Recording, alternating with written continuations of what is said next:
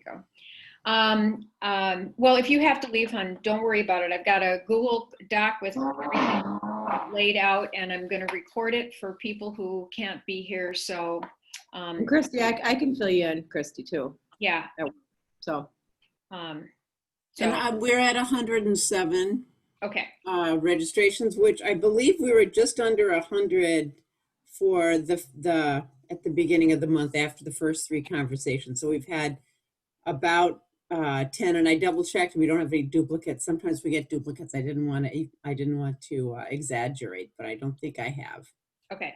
And I have at least one more person. Actually, Jackie may be on the call with us today, but one more student registrant from the U who will be added to us. So good. So the main reason I need to know numbers is because that is going to greatly determine the number of our breakout rooms.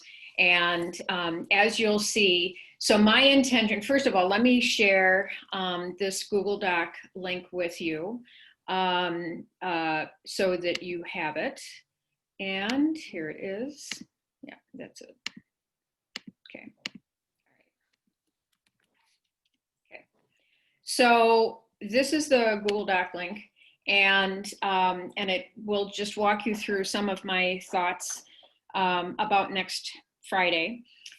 So the main thing is that the day is going to be broken into 4 sections, and in at least 3, probably all 4 of the sections, people are going to be in small groups, and I'd like no more than 8 people in a group. So who's our math whiz who can tell us what 108 divided by 8 is to tell us the number of groups that we may have?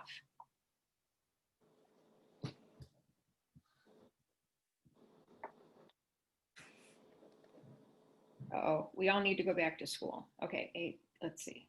1, 28, 3. My son says 34 and a half.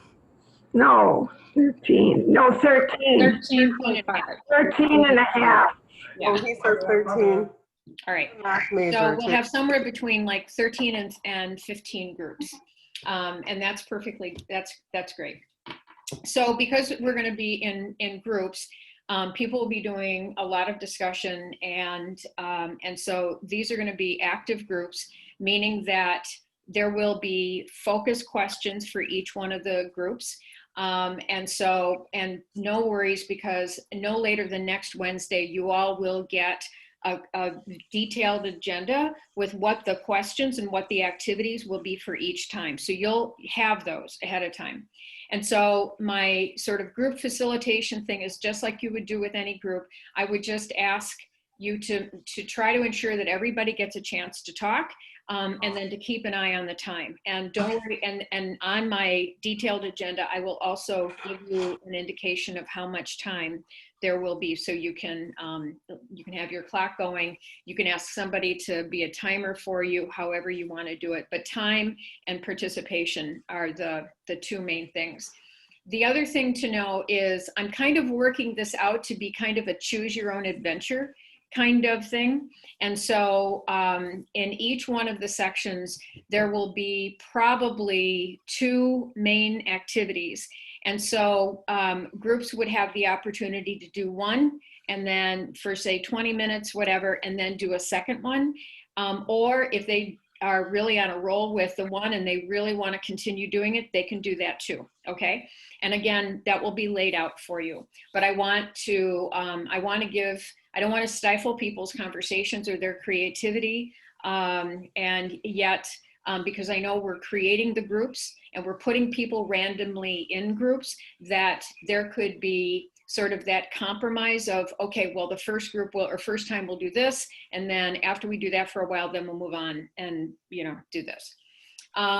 So that's really all I would say for group facilitation. And in the, let's see what else about that. Anything? No. Okay. The second piece of it is really more about the sort of the mechanics. And so the way that Zoom works, and I know that you all have done small groups before, is that we will create groups with everybody once everybody is in, and you know, they're in they show up in Zoom. Then Becca will create random groups, and we'll see how many again we have, whether it's 13 or 14, and she'll do that early in the day, so that then she can play around with moving people, and she'll have all of your names, because that's the most critical thing, is that each one of you is in one group. And so we don't have 4 of you, right, in a group. So that's the main thing, is that you'll be placed in a group. And then once you are in that group, you'll be with that group the whole day. Okay, so we're not going to move people around. You know, I thought about doing that at some point, just for learning purposes, but you know, we're already testing Susan's abilities here by having 108 people all day long on Zoom. So we're just going to do the same groups all day long. The nice thing with that though is people will get to know each other, and they'll feel more comfortable during the day. And so by the end of the day, when we're talking about relationship building, people are going to be exchanging cell phone numbers and Facebook profiles and whatever. So again, groups will be formed early in the day. And so when we get ready to start the groups, Becca will launch the groups. And as I'm sure, as you're probably familiar, you don't need to do anything. There will be a pop-up that says you've been invited to join group whatever, okay?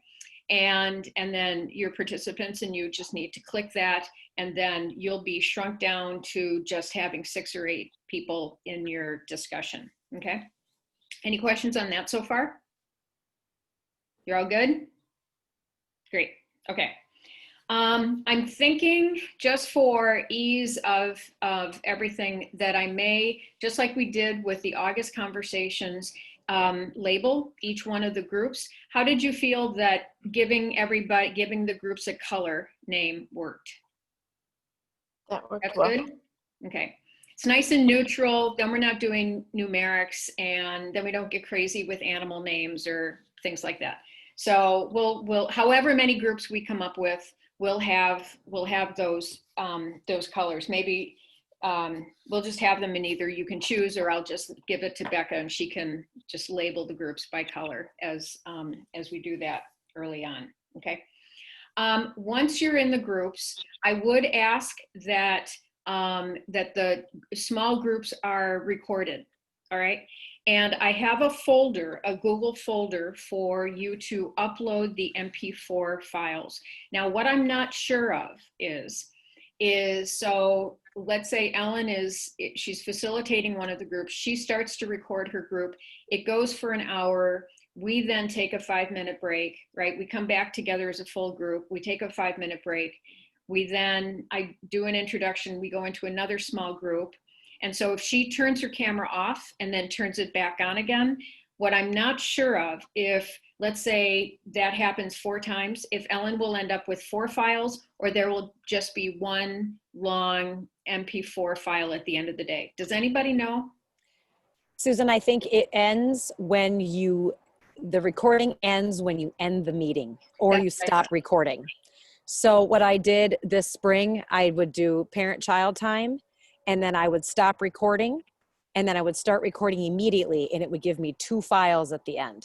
Okay. Because you don't really want people to have to, sit and wait through, a 15-minute break or whatever. Exactly. And then when you're done, it will put a file, the file, it'll be Zoom, and it'll put, and you'll be able to tell what time it time stamps the time that you ended. So it'll be 4 separate files. Perfect. You can also just pause the recording. Oh, yeah. Depends. Yeah, you could just pause it. I've never done the pause. That would have been a lot smarter. Well, the part is remembering to unpause or to even start again. Yeah. Either way. And actually I think I did know there was a pause. I wanted to stop because then parents could just easily start and pick up just parent time, or they could rewatch parent-child time. So, but yeah, pausing, that would eliminate the break, and then it would be one whole recording. Yeah. So that would work out really well. Okay. So, but the only, okay, so, and this is, and this might be something that Linda and I think about, but after we're all done, you know, and we have, I guess my question is, would it be more useful to have, say, 15 videos of a group doing one discussion, then a second discussion, then a third discussion? So all these videos by group, or would it be better to have shorter files, 15 short files for the discussion on equity, and then 15 short files on relationships? So Christy just asked about the size. So that's the other advantage of stopping the recording and then starting it again, is each one of those MP4 files is going to be shorter. It's going to be a smaller size. Yeah. I think also if you do if you do stop the recordings, you can, I think it's magic how you put them all into a Google Doc, and I want to learn how you do that, but you can organize them by topic instead of by group, by color, and people will understand more about how to find what they're looking for that way. Right.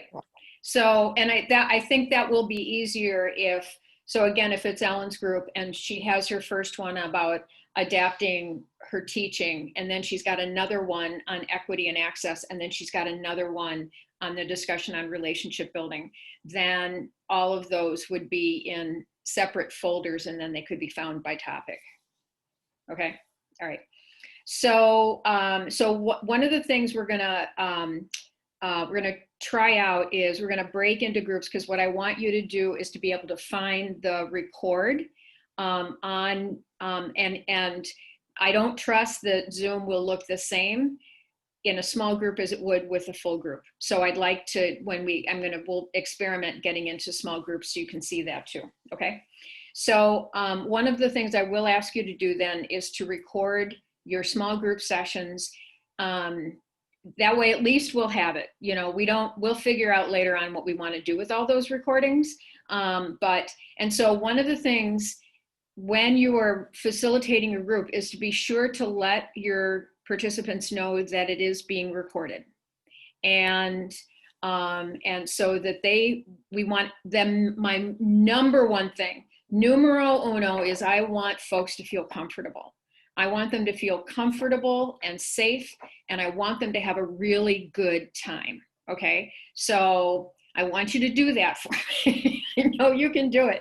And so the comfort and the safety, part of that is the technology thing, that as cool as we are with being able to do this stuff, then they're gonna feel like, okay, they have this under control, I can be here to participate and to learn, right?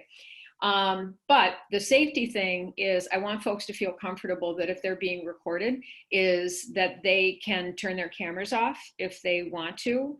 They can mute themselves if they're not on, right? But just that, so please let them know that they are being recorded, okay?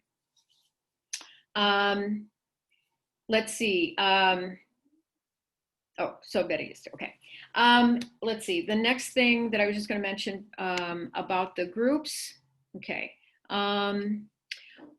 When the groups are shut down, we will, Becca will send a message to everyone, giving them like a 2-minute warning, and there will be a broadcast message to everyone, so you'll know. And so, you know, pay attention to that broadcast message so you can use that to bring timing down. And then there's also the feature that if you need help, you can ask for the host's help, right? By, once you're in your group, you can see how you can do that. But just know, at the bottom of the document I've shared with you is my cell number. And if we want to add Linda's or anybody else who feels comfortable as a backup, sharing their cell phone, because I just know from doing everything on a screen that sometimes it is way more helpful for me to have another device in front of me when somebody's trying to reach me, because I am not going to be checking email and I may not read the chat. And so that way it's like you're hitting the panic button to send me a text. and at least to get my attention. Okay. And I'll talk to Becca, I'll talk to Linda, I'll talk to others about who else might feel comfortable, sharing their phone. So then the groups will come out of meeting, and then we'll have, so the flow of the day is going to be full group, small group, full group, small group, full group, small group, that kind of thing, punctuated by breaks. There will be 5-minute breaks. And so this is another thing that I'll ask you to help me reinforce is I really, really, really want those 5-minute breaks to be non-screen time. I want people to get away from this. I want them, and I'm going to give them little activities. I'm going to give them a scavenger hunt to find something in their house that begins with Z. I'm going to ask them to leave and walk and take a selfie of themselves at the fire hydrant, whatever it is. But I want people to leave because we do not want Zoom fatigue. They're going to get it anyway. And so I do think that our activities for the afternoon are going to be, they're going to be engaging and all of that. During lunchtime, and I'm going to ask that if people, I'm going to ask people not to double screen it and be a part of the workshop, and then also be on email and things like that. I'm going to ask them to try to focus, or try to be present as much as they can during the whole day, but we're giving a full 45 minutes for lunch. And so I'm going to ask that that's when they do business. That's when they go do their email. That's when they, do texting or whatever they're going to do. Okay. And I'm not going to ask you to be the Zoom police. I'm just saying that's my preference to kind of keep people focused, is that's when they do their other things. Okay. Let's see. What else do I have on my document that I wanted to share? Okay. Everybody did talk. Okay. Arise. Rooms are closed. Nothing will happen. Okay. What I want to do now is I want to test a few technologies. Okay. I want to test a Google Doc that we are all on and writing on Google Docs. I use Google Docs a lot. And this way, I want you to be able to feel comfortable clicking on a link, going into the document, writing on the document. We're also going to try Flipgrid. Have any of you done Flipgrid before? Okay, so Flipgrid is actually a product of the University of Minnesota. I didn't have to say that, just saying. And it is it allows you to do a little record, like a 30-second, 1 minute, whatever kind of recording. And then other people can view the recording, and then they can respond to it. So I will tell you too, one of my aims for the day is that by the end of the day that every participant has tried out at least 2 new technologies, okay? 2 new things that they can try. And so Flipgrid is going to be one of them. Let's see. Why don't we, let's first try our breakout room. Let me stop, take a breath. Any questions so far? Sanghi? Yeah, I was wondering what can be the main purpose of video recording, if they may ask me? Well, one is trying out any technology is an opportunity to try out new technology, right? We are much more likely, if I said to everybody, Flipgrid is a great thing to try, maybe one person, and that probably is Ellen, is going to go out and try that technology, right? But if I ask people to try it out during a workshop, right, then they're going to get that practice. And you'll see in the agenda that I send next week how I'm using Flipgrid. Sorry, I was not clear about my question. So about the session recording, what if there are some people who are wondering if the video recording of the Zoom session, what is the main purpose of the recording Zoom session? What if they ask about it, and how can I answer that? How it will be used, or who will view this video, and what if they are curious about that? I think primarily our use is going to be archival, that we will have because we can, technology allows us to do that. We will have a recording of the day. Also because MNAFEE is a professional development organization, if they want to do something special specific to helping build relationships with families, right? They'll have 15 videos of discussion that they can look at and learn from. And then I'm not sure if the materials will be packaged in a way that those small groups will be part of that packaging. I'm leaving that to MNAFEE. But there are educational purposes for MNAFEE that can be purposed from the small groups. Does anybody from the board or from the committee want to talk anything about that? I'll just say that MNAFEE does have an interest in repackaging the sessions to make them available for people who were not able to attend live. Yeah. And it may not be all 15, like if we have 15 groups, it may not be all 15, it might be, the 3 best that are the clearest and seem to be the most engaging for learning. So we'll just see. But you are always welcome to say, I don't know. Why don't you ask Susan? Happy to do it. So Can I just piggyback on that really quickly? I had a quick question when you mentioned that you want to make people feel comfortable and everything, and sort of in a proactive mode. I'm wondering if people would feel more comfortable. We have 3 people today who are have their names, or some people like Christy has a photo. Would it be okay for people who are more comfortable with that during the recording to have that on? Mm-hmm. Just to give them that option, not to encourage it really. In fact, I would just not mention it, but if somebody says, if you're going to be recording, I prefer not to have it on there. You know what I mean? Oh, absolutely. Yep. Okay. Just checking. Thank you. Yeah. I think one of the, oh, I'm sorry, Cindy. I think one of the things, whenever I'm at home, I have to turn my video off because my internet isn't stable enough and I keep getting glitches, so that people are comfortable with that. But knowing that maybe when they want to talk, to turn it back on if they're able to and they're comfortable with it. But I know I think there's just too many people learning here at the same time, and I just think it's really glitchy if I have video on. Absolutely. And you may find during the day that your internet sort of comes and goes, or if you're outside or something like that. So I think that the picture or not using your video camera also is a good option, if not permanently, at least sometime during the day. So that was one of my questions, and I don't know if this is the right time to ask it, but sometimes that happens to me or to other participants and we need to log out of the meeting.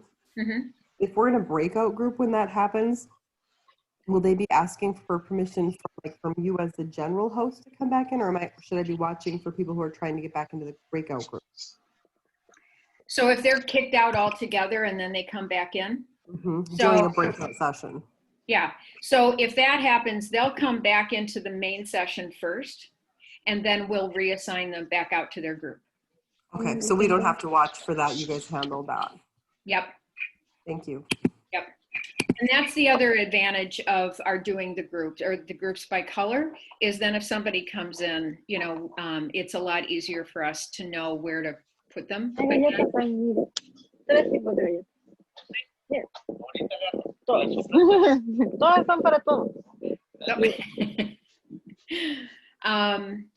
Okay, so now I'm going to put us into breakout rooms, and let's see, we have, we're just gonna let's do 8 groups.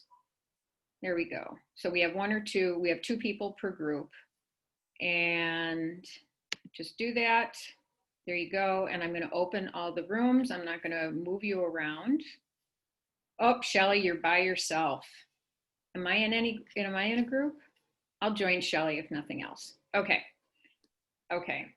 And then I will, let's see, I will broadcast a message giving you instruction to do a few things. One is to find your recording, okay? Your recording button. Make sure that that works, because one of the things that we could run into is this thing of before I can record, I need permission, and I want to know that now, because if time goes by and then we find out, no, you needed permission, then the recording is lost, right? So one is to start your recording. The second is I will put a Google Doc. I want to also test the chat feature. I want to see if the chat, if I put something in the chat to everybody, if you still see it. I don't think that that's true. Linda, you're shaking your head. Heather, do you know? So when you're in small groups, the chat is specific to the group, right? Shelley, you're shaking your head. Yeah. Cindy, okay. So, yeah. Okay. I think so. Yeah. Okay. So then what I'll do is this is a good test then.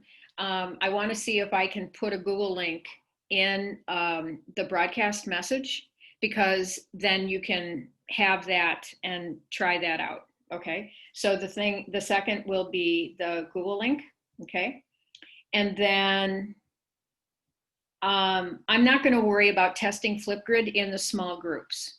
Okay. But I do want to test your recording ability. And if you have any challenges with that, if we need to give you any special permission, and then to send you out the Google link. Okay.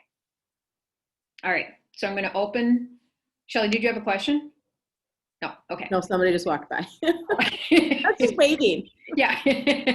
All right. So I'm going to open the rooms here, and here we go. All right.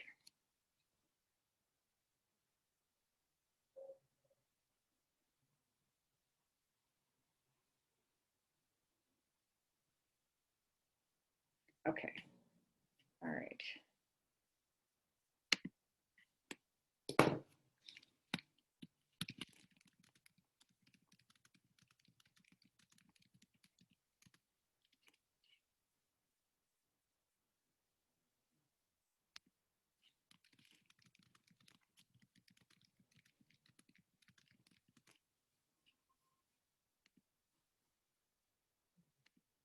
Nope. There it is.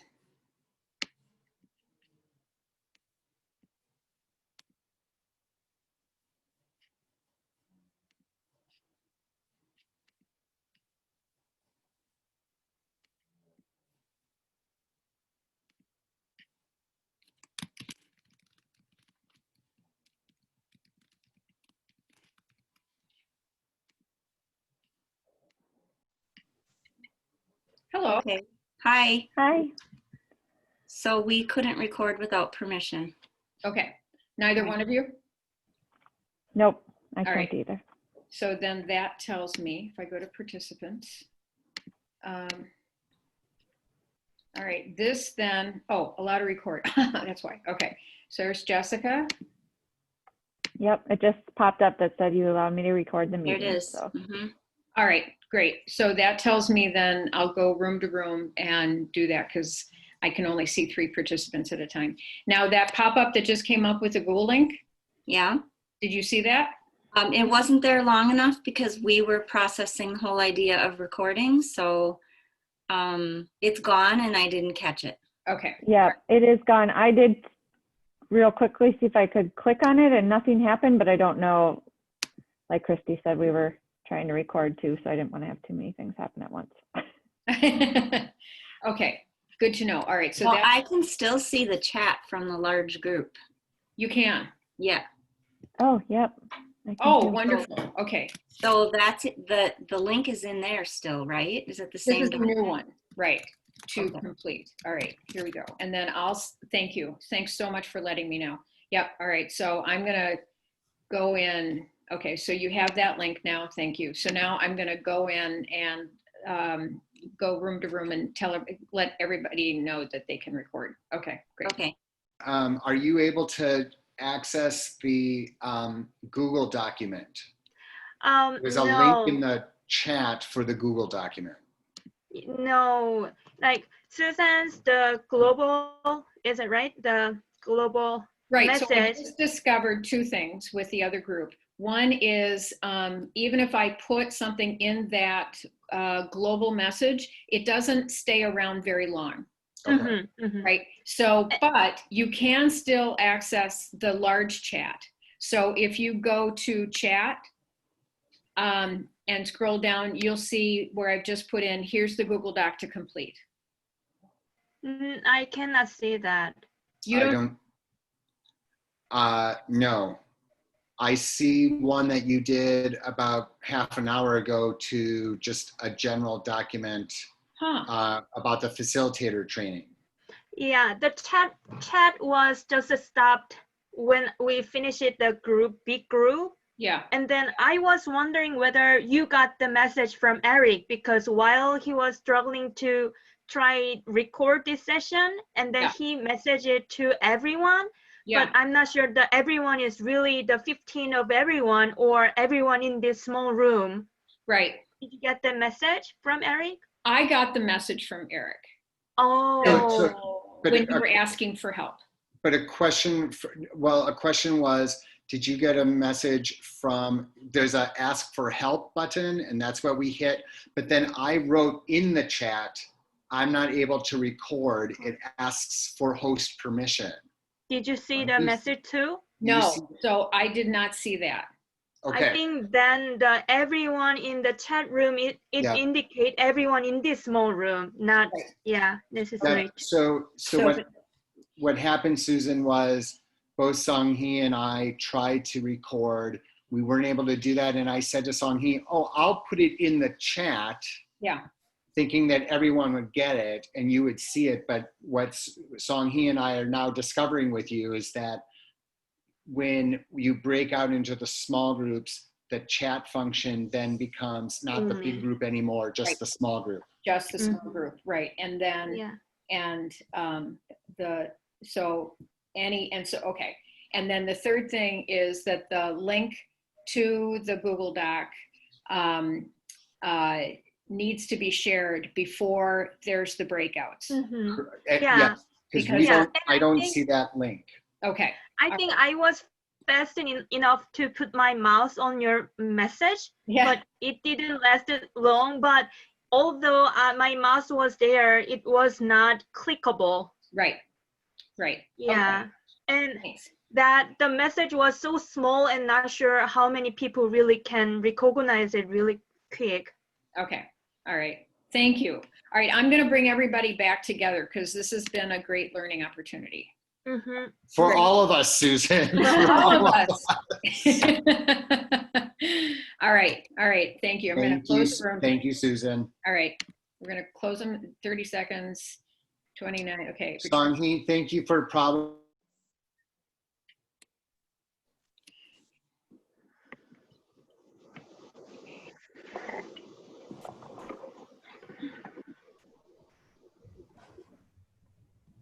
Okay, and then where's my participants?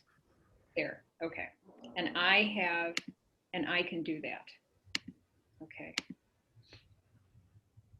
Okay, oh, that's me. Okay, more, Sherry has it. Okay, Eric, Song-hee, Danielle.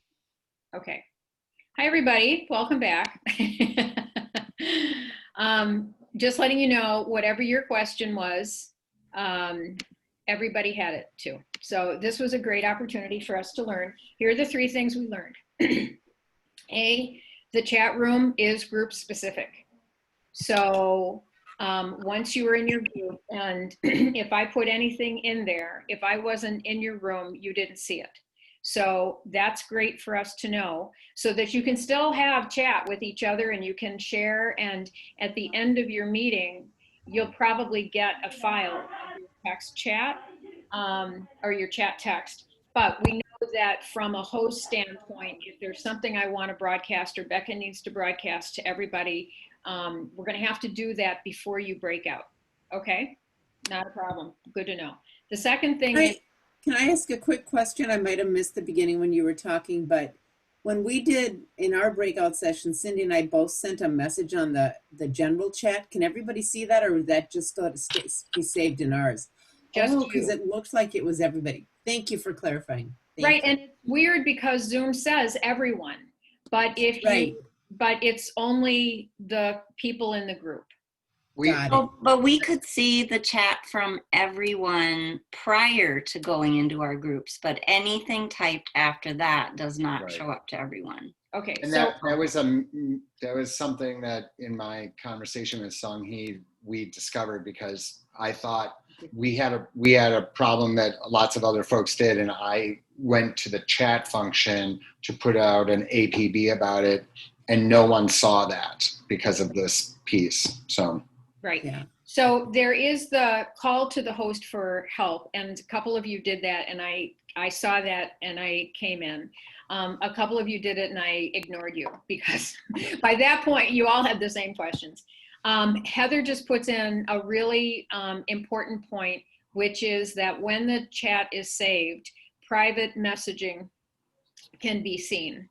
And now I don't think if it's private, if it's not private between me and somebody else, right, Heather? So if Linda and Shelley sent something privately to each other, it would not show up on the text file I get.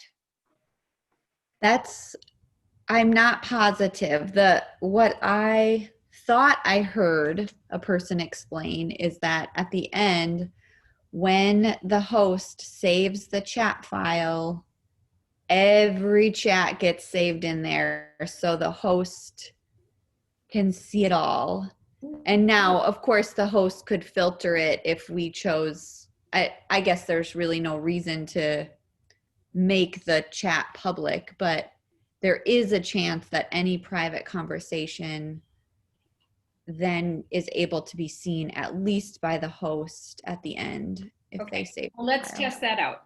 So I did test that out while we were doing it, actually. And my personal email or my personal text or chat to Christy, I could see, but I didn't see anybody else's. If anybody did anything from the beginning until through the breakout, any other private conversations, I didn't see any, and I just double checked. Okay, so maybe. I will know, but so Linda, it was between you and Christy, right? So what I'll look for when I finish it off and I'm recording is, and I get the text file, I'll look for that. Hopefully it's not too private, but I'll look for that message between the two of you and see if that is in there. Okay. And I'm wondering if the group breakout room chat will be saved in a whole group session chat as well. Or is it something that breakout room facilitator have to save before we are going out from the small rooms? I think it will be the same as the file for the video, because when you close out your time on Zoom, it then will send you your file, right? It sends you, like I get always a little folder of, I get two chat files, which are exactly the same, but they're labeled differently. I get like a 0.1 MP4 file, which is the recording, and then a fourth one I've never looked at. So as long as I video record, then the chat will be saved automatically. Okay, good. Yeah. And then the other thing is on permission to record. So you all could not do that. And so one of the things that we'll do early in the day, and again, the nice thing is that as we get going, Becca will have downtime while I'm talking, that she can be doing the groups, and then she can be going through, and she'll make all of you co-hosts. And then she'll make sure that you all have recording ability. So by the time you break into small groups, you will have power and you will be able to take care of things. The other thing that co-hosting does is it will allow you to manage participants. So if you needed to mute somebody or to, I don't know, there's several like participant management things, but that's kind of the main thing your co-hosting will allow you to do, okay? And then, okay, so anything that needs to go out to everybody needs to go out before we break into groups. Permission to record will be done ahead of time, and we know that chat in small groups is small room specific. Great. Okay, then I'm going to, now I'll give you the Google link, and let's just go in there as individuals, and I just want to test it out so you feel comfortable going into a Google Doc and adding content to it. So here is the link again. The other thing that we have observed with the chat is that if somebody comes in after something has been put into the chat, they're not going to see it. So they only see whatever content is there from when they join the meeting. So sometimes we need to be reminded that if we put something in early, that we need to put it in a second time. Okay, so you can all see the link to the document. Okay, so let's go over there and see, look at you. All right.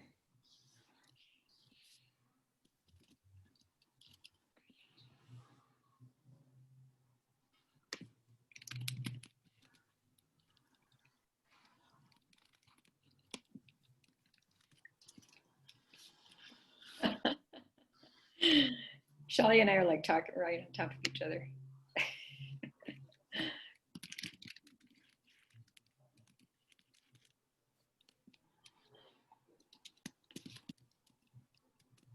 I am going to send cards. That's the whole reason that I'm doing this, is that I now can put you all on my birthday calendar. Great. All right. So you're good with this. Okay. Now, second thing we're going to do is we're going to do a poll. And you've done this before with me, but just so that we go through this again, because I will be launching some polls. And I want you to feel comfortable with that again in case somebody, so here's the question. What is your favorite piece of technology? I just asked this to my undergraduate students. I realized that this was a harder question to answer than I thought it was.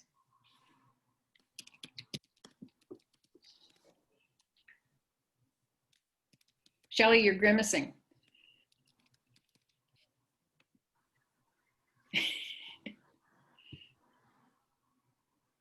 Let's see. Oh, you're 100%. All right. And then ending the poll and sharing the results. So just like my students, look at you guys. Half of you like your smartphones best. How come? What is it about your smartphone that makes you like it so much? It does all those things. It does all. And it's always with you. Shelly just named it for me.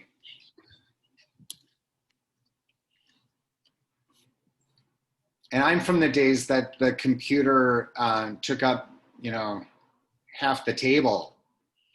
Oh, I know. Or half a room. I know. So. Okay. So, well, this is good. You've got a nice variety. Nobody likes social media. Interesting. Okay, so there's the poll. Okay, the third thing we're going to try out today is Flipgrid. And I have this on your Google sheet, the Google Doc that I'd given you earlier on, but with a link. And what I want to do with this is, the reason I'm asking you guys to be guinea pigs on this is because we use this through the university, and I just wanted, and I did set it for a public setting, not for a school setting. So I just want to make sure that everybody with non-UMN, except for Heather and Songhee and Becca and I, like, that you guys can get into it. All right, so I'm going to put the link again, and let's see, Google Drive, Flipgrid, here it is. Okay, and here's that.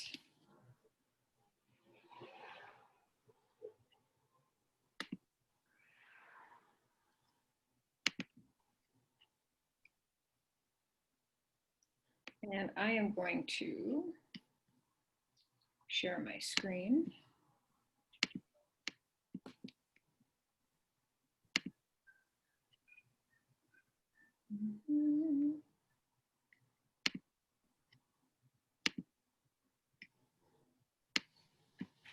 Okay, so Susan, for Yeah. Flipgrid, it's wanting you have to log into a Google.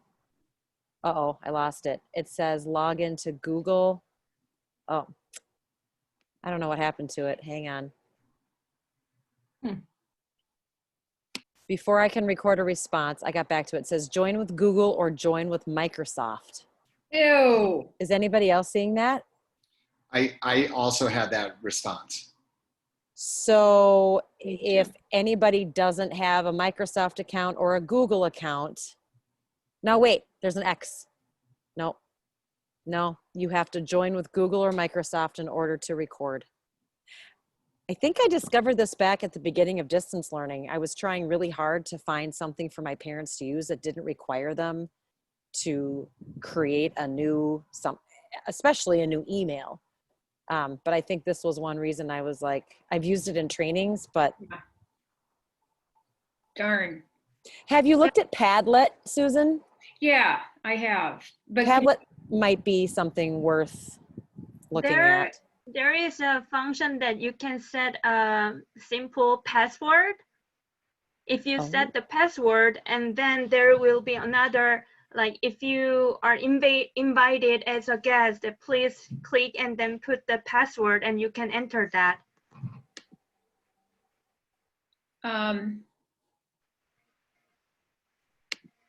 Okay. So that didn't do it. All right. Well, I'm going to stop sharing. Okay. Well, all right. Well, that was a failure. But we'll figure this out. Because what I want, so the reason I want to do this is I want to play around with some asynchronous tools, because so much of what we've been doing with Zoom and everything has been synchronous, and I want to do some flexibility with, instead of this, try this, right? Instead of video conferencing, try this asynchronous thing. And so my thought with Flipgrid was to open it up so that say Ellen could record a question, and then others could answer the question, you know, sort of like, you know, like Nikki's question the other day about, I only have one parent, and, you know, so what are your suggestions for engaging, trying to get more people engaged, right? And then other people could respond.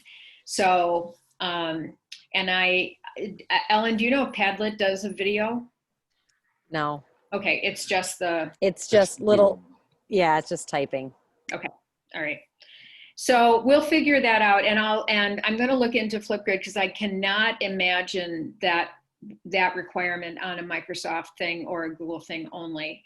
Heather, you use it. We use this a lot, but I know most of it is with our students. So I have to believe if this is a product that is out there, that they don't have that constraint. So we'll figure that out, and if there is a password, we'll take care of that. Okay. So Susan? Yeah. So I'm taking a seed course that actually has a Flipgrid component to it. Yep. And it did ask me that piece about, do I have a Gmail account or a Microsoft account? So I think it's pretty standard. Ew. But right. I would check with the folks at the U. Maybe they will. have a workaround for it. But that just happened to me earlier today. And I happen to have a Google account, so I was able to do it. But yeah, it comes up right away as you try to register for it. Okay. All right. Thanks. All right. Well, I'm going to look into that. So too bad. It would have been fun. Okay. So I think that is it in terms of, so most of what I plan on doing is going to be collaborative documents through Google, and they're easy enough to get to. And I will leave it to you if you want to be the one to do the note writing. The key, though, is that please make sure that every group is documenting on the Google Docs that are provided. I know in the August meetings, there was a time that the person who was going to do it couldn't get in, and then it was just blank, and I had to come in there and do it for them. So, oh, thanks. What is this? EdTech. Oh, okay. Thanks. It's just other using video, other video options that might be better. Okay. All right. Well, and then of course, whether it's Flipgrid or whatever, of course, we want this to be seamless and foolproof, and because we want to build people's confidence in using technology. We don't want to add to their lack of confidence. Yeah, and so Google Docs, a lot of collaborative stuff, as much interactive and engaging as we can be. Though I don't think that there's going to be anything that will test you beyond what you're already capable of doing. The last thing that I would say is I've given you a folder, and so if you could also test out uploading a document to that Google folder, because that's the process that I'll ask you to upload any of the collaborative documents are just going to stay on the drive, so you don't have to do anything with those, right? They're already going to be saved. But any documents from your computer or somebody else's computer is going to have to be uploaded. And so, so the last thing I'll ask you to do is if we could just try that out. So you have that Google folder as well, and this is the. Where is the drive? Here it is. Okay. So here's the link to the Google folder. And so if you could just go in there and, uh-oh. Did I give you the wrong one? Oh, I did. Sorry. Never mind. That's a document. Get shareable link. There we go. Nope. Okay, copy link. Done. All right, there you go. That's it. So that's the folder. The other one was a document. That's my homework document that is being prepared so that on Friday, when I send out a message to the participants, I'm going to give them a bunch of fun little things to try if they would like to, like making a Bitmoji or making a Bitmoji classroom, doing an intro slide about themselves, possibly recording a video if they'd like to try that out. One thing I'm going to do is do a My Maps, do a mapping thing, and then ask everybody, all participants, to go into the map, into the Google map, and put their location. So, and the reason I'm doing that is, one, so we can see where everybody is coming in from and get a sense of connection across the whole state. Linda, do we have anybody registered outside of Minnesota? I do not believe so. Okay, so we have our huge state, so that's one value to it. The other thing is to give participants a chance to see what they can do with that mapping tool. I always think it's kind of a cool thing to do with families and neighborhoods and things like that. Again, for the people who want to divulge like location, but they can also they could put themselves at a gas station, you know, if they wanted to. So, so anyway, that's that homework thing. Okay, so sharing. So just upload anything you would like to into that folder. Is that okay? Can you do that? Or are you getting any wonky permission problems?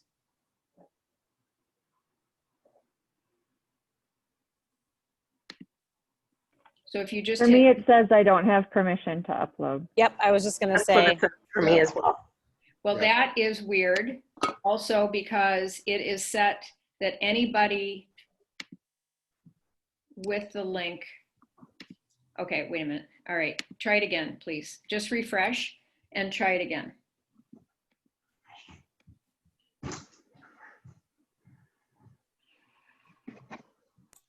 Now it's working. Also, we do have somebody from North Dakota and somebody from Plano, Texas. Oh, I bet that's, shoot. Oh, shoot. Betty's off the call, but we have a wonderful former student who's in Texas. Helen Nygaard? Yes, Helen Nygaard. She's from Minnesota, but she is in Texas now. So, okay, so you can do that. You can get into the folder and you can upload now. Yes. Ooh, union leadership. Good for you, Linda. Oh, Ellen. Can I ask a quick question? I may be the only one who doesn't know this, but the whiteboard, is there some functionality we need to know about that, and what are we using it for? And also, what is the flip grid for too? The flip grid will be, if I can get it working, it will be for an activity. It will be for people to post questions and people to offer responses to questions. So the functionality will be trying out new technology, a video-based technology, and it will also get people out of groups and allow them to post questions and get responses from people across the whole workshop. Should we have some comfort with it before we start using it? Because I've never tried it before. So I'm going to first work out the bugs to make sure that, because if it is something that people need a Gmail account or Microsoft, it's a deal breaker. I'm totally not doing that. And then if we work it out, if there's like a good passcode or something like that we're going to use, then I'll send out the instructions that you can play with it. Okay. Okay. And the whiteboard? And the whiteboard, so right now, do all of you in your screen sharing, if you click where it says screen share and it opens up, do you see whiteboard as an option? Yes. Okay, so, and somebody's doing that right now. Christy is, excellent. And we're on the whiteboard, yeah? Yeah. Mm-hmm. And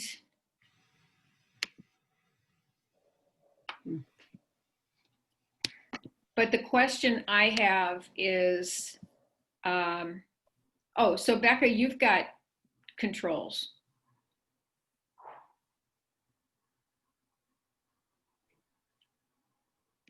Does anybody else have controls to write on the whiteboard? No. I wrote on the whiteboard. Did anyone see it? Yeah. Yeah. Okay. Yeah. And probably Becca could, because she is a host. I just hit annotate on it and then the tools popped up at the top. Where did you see annotate? It's one of the options when you share.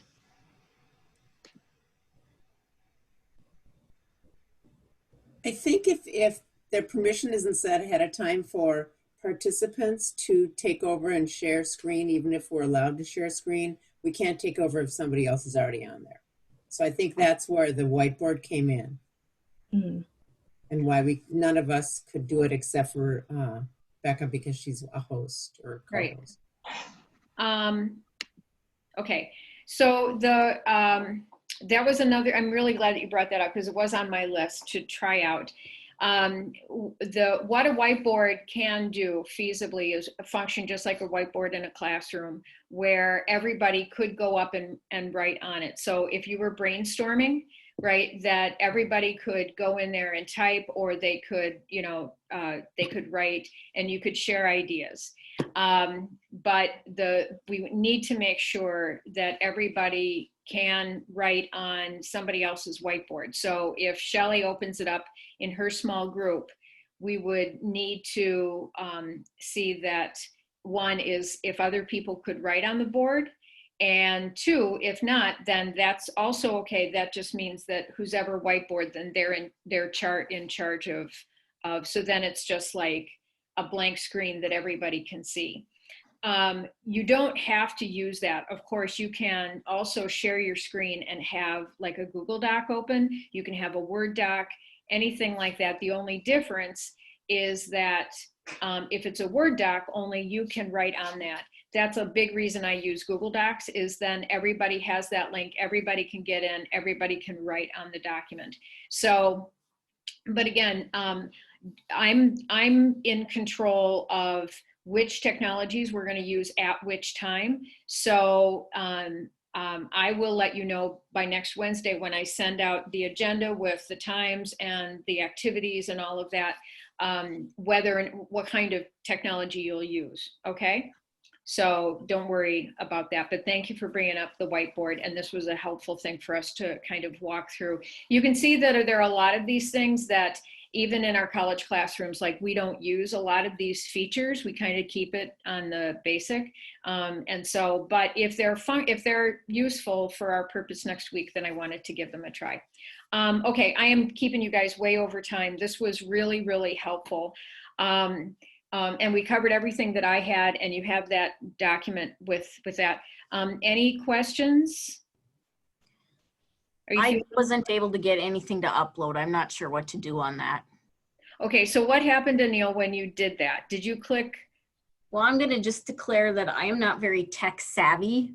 Okay. I didn't realize I signed up to facilitate. So I'm not sure this is the right role for me, but if you don't have enough people, I'm happy to help. But when I open the drive and I have all of the little files in there, but I don't know how to get something else in there. Okay, and I will send instructions, but basically over in the upper left-hand corner is a little oval and it says new. And if you click on that, you'll see folder, and then you'll see file upload and folder upload. And then if you click on file upload, then it will open up your desktop and give you the choice of what file you want to put in there. I don't even see new. Oh, you don't? No. Okay. Okay. What kind of computer do you have? Or what kind of browser are you using? Do you know? Yeah. Chrome. Chrome. Okay. Interesting. So in that option, then can you attach documents to email? Yes, normally I can, yes. Okay, so that's our workaround. If you can't upload, just simply send the file to me, you know, via email, and I'll get it up there. Okay. All right. Susan, do you have any direction in terms of should we rename things or just set them in with all their long numbers and stuff? I would say if you can rename something, like if you're comfortable with renaming, I just don't want to add in too many, you know, technology requests. But if you can rename a file so that it is more specific, that will be great and helpful, because otherwise, you know, I could end up with 100, you know, zoom.1.mp4 files. So, yeah. But I will, so in my, this is so helpful, because then next week when I send out the stuff, I'll have more, I'll have like a little pop-up of, or a little instruction on stuff, okay? Any other questions? You can send me, I mean, of course, during the week, let me know. I mean, you know, we still have, the nice thing is this is only Wednesday and we're not doing this until a week from Friday. So we've got time. Like I said, I'll send something out to you next week. And then the final thing I would just say is, as you sort of get a feel, you know, like any ways that you're thinking, and I added this in the bottom of my little document for you, was as you think about participants, as you think about the teachers, as you think about, you know, people who would be coming to this, if there is just anything for us to keep in mind to make sure, you know, like that they have a good time. If there's any super sensitive topics that we should be avoiding, politics, yes, I know, but you know, any particular topics or sensitivities or anything that I'm not thinking of, please let me know. Okay. Like I said, I just want to make sure everybody has a great day. All right. Well, I'm going to let you go. Thank you for staying past 4:30. I so much appreciate your help. This is, you know, this day couldn't happen without your help. So thank you so much. Thank you, Susan. Thank you, Susan. Thank you, Susan. Thank you, Susan. Thank you, bye. You're welcome. Bye, everybody.